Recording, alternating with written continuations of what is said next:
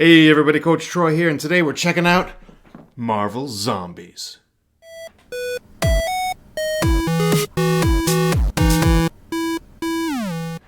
Marvel Zombies is a Zombicide game from the good people of CMON Games. Plays between 1 and 6 players, scenarios generally about an hour, although if you're doing pretty terribly, they could only last about 10 minutes or so.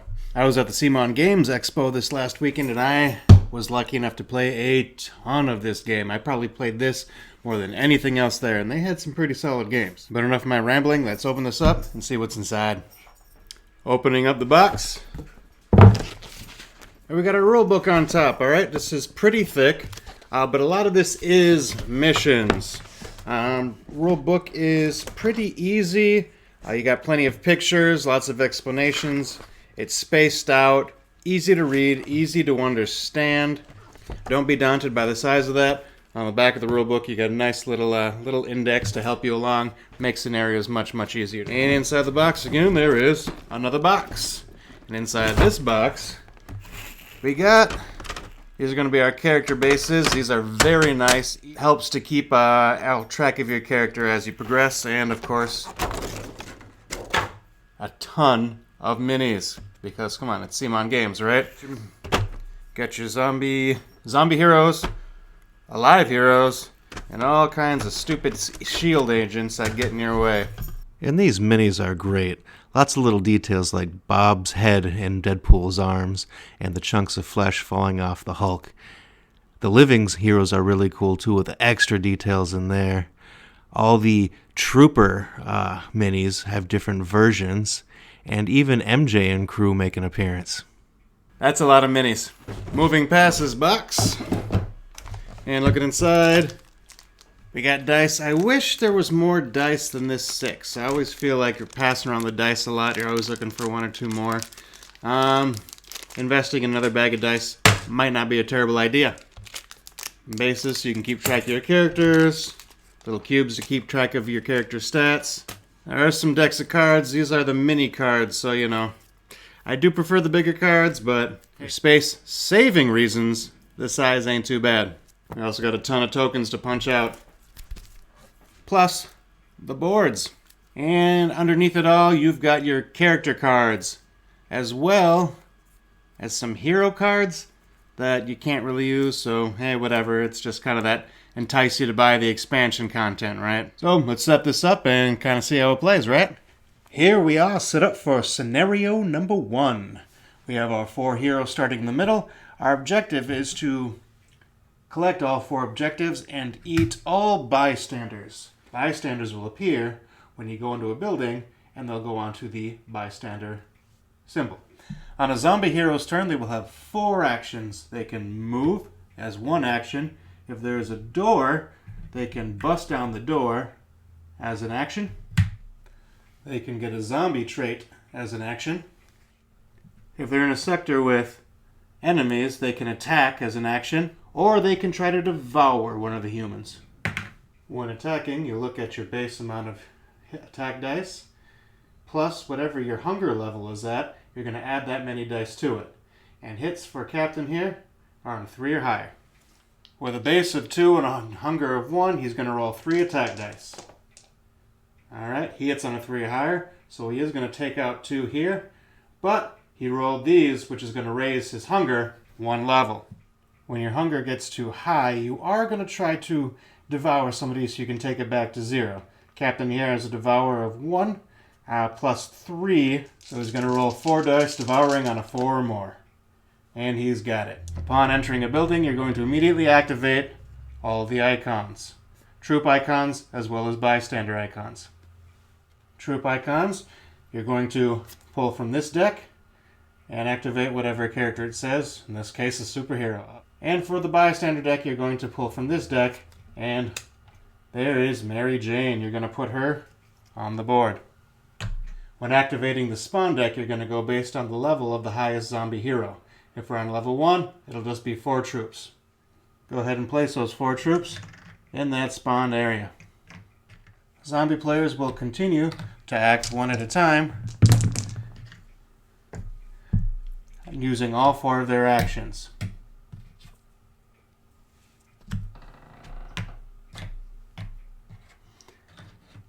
In the case here, Deadpool is going to attempt to devour Mary Jane. He will roll his base dice plus his hunger. Rolling a 4 higher, he will have now devoured Mary Jane. At the end of a player's turn, they will increase their hunger by 1. If you ever increase it all the way up to 4, you must take 1 damage. At the end of the zombie hero's turn, all active humans on the board will activate. They'll either move 1 space to the closest hero, or if they're on the same case, they will do 1 damage. After all humans on the board have made their moves, we will then pull from the spawn deck.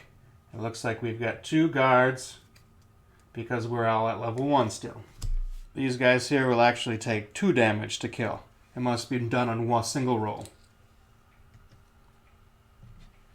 Then we'll activate our second spawning point. And here we have specialists. Now when specialists activate, they'll actually do 2 moves. Now it is possible to spawn a superhero, in which case you'll pull from the superhero deck, and we have Thor here. And every superhero of a special ability, Thor does 2 damage when he attacks. So we'll take this guy, and if he was to spawn here, we put him on that spawn point. Now, as your zombie characters devour and destroy superheroes, they will gain experience points. As they do so, they're going to unlock other special powers. But as you get higher, you're also going to have more difficulty in dealing with the humans, as you're going to be a bigger threat. Play will then continue until either the zombie heroes have met their objectives, which in this first scenario is devouring all of the bystanders, collecting all of the objectives, and making it to the exit. Or if one of your heroes has tragically been destroyed by the living. Now, I'm a big fan of Marvel Zombies, alright? I got that comic book back in the day. A friend borrowed it to me, and I loved it. Tore through it. It was fantastic. And I feel that this game represents that extremely well. So I might be a little biased here, but let's say I really like this game. Now, the character mix I feel is very good, alright? You got your Avengers here, but they also threw in Wasp, and I love how they have Deadpool. And look at that little pick right there. He's got Bob's head that he's still holding on to, right? That's good stuff. I'm also a very big fan of the hunger mechanic, all right? How it makes you stronger, how it makes you able to throw more dice, more to attack, but as soon as you get too high on that, you just turn into a mindless zombie where all you can do is walk and devour. You can't do anything else, so you have to manage that very, very carefully, and you're taking damage too.